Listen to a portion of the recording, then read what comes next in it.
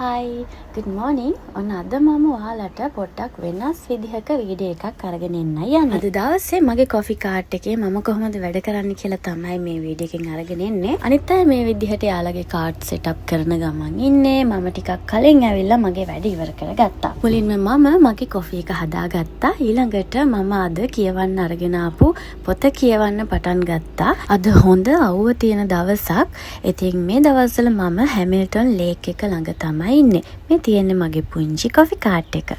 හිමීට කස්ටමර්ස් එන්න පටන් ගන්නවා. මේ වෙලාව වෙනකොට මට වැඩිපුර හදන්න වෙන්නේ හොට් කොෆීස්. ඉතින් දවල් වෙනකොට තමයි ටිකක් අයිස් කොෆීස් හදන්න පටන් ගන්න. මට ඇත්තටම මතක නෑ මේ වෙලාවේ මම කාත් එක්කද මෙච්චර ලොකු කතාවක් කරන ගමන් කොෆි හැදුවේ කියලා.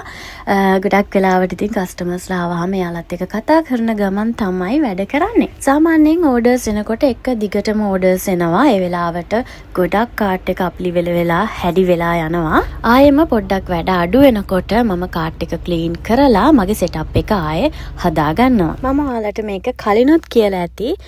කොෆි හදනවා කියන එක මගේ ජීවිතේම වැඩියෙන්ම කරන්න කැමති වැඩක්. ඉතින් මම හරිම ආසාවෙන් තමයි මේක කරගෙන යන්නේ. ඉතින් මගේ මේ පුංචි බිස්නස් එක මෙතනට අරගෙන එන්න මම ගොඩක් මහන්සි වුණා.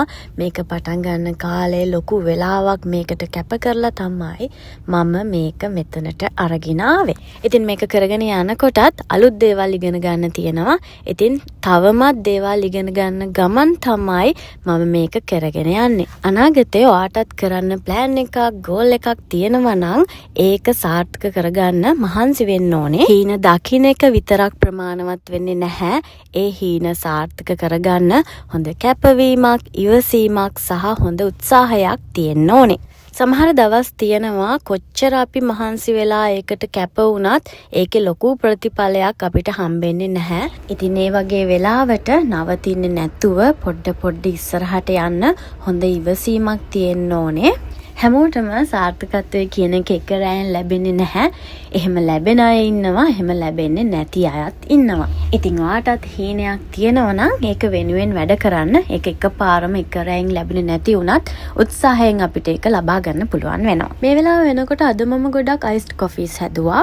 එක දවසට හදන්න වෙන කොෆි වර්ග වෙනස් වෙනවා. ඒක එක වෙලාව අනුව වෙනස් වෙනවා.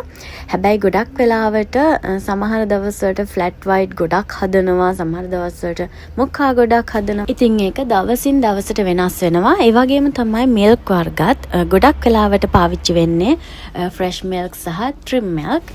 ඒත් සමහර දවස් තියෙනවා ඒ දවසට කස්ටමර්ස් ලගෙන් වැඩිපුර ඉල්ලන්නේ ඔට් මිල්ක්. එහෙම නැත්නම් ආමන්ඩ් මිල්ක්. ඉතින් ඒක හරිම වෙනස් වෙනවා. ඉතින් දවස් ඉවරනකොට මම හිතනවා අද මම වැඩිපුර හැදුවේ හොට් චොක්ලට් නේද? අද මම අයිස්ඩ් කොෆීස් ගොඩක් හැදුවා. අද මම මාචා ගොඩක් හැදුවා කියලා.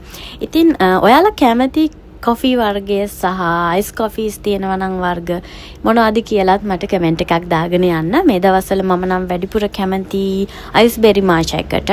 දැන් වෙලාව 12ට වගේ ළඟයි. ඉතින් මම උදේට කාලා හිටියෙත් නැහැ. ඒ නිසා මම හිතුවා පොඩි බ්‍රේක් එකක් ගන්න. ඉතින් මම මෙතන එහා පැත්තේ ට්‍රක් එක ගාවට ගිහිල්ලා බැලුවා මොනවද තියෙන්නේ කියලා. ඊට පස්සේ මම එයාගෙන් හොට් ඩොග් එකක් ගත්තා. ඊළඟට මම මගේ අයිස් කැරමල් ලාටේ එක හදා ගන්නවා. අද මම පාවිච්චි කරේ ෆ්‍රෙෂ් මිල්ක්. මොකද මම උදේ බීපු කොෆි එකට මම ඔට් මිල්ක් පාවිච්චි කරලා හදාගත්තේ. ඉතින් මේක හදාගෙන ඊළඟට මම මගේ කෑම එක කනවා. ඉතින් මේ තමයි මම ඔයාලට අද අරගෙන ආපු වීඩියෝ එක. මේ වගේම තවත් වීඩියෝ එකකින් ඉස්සරහට හම්බ වෙමු. ඔයාලා හැමෝටම සුබ දවසක්. ඒ වගේම thank you මේ වීඩියෝ එක බලුවට. bye.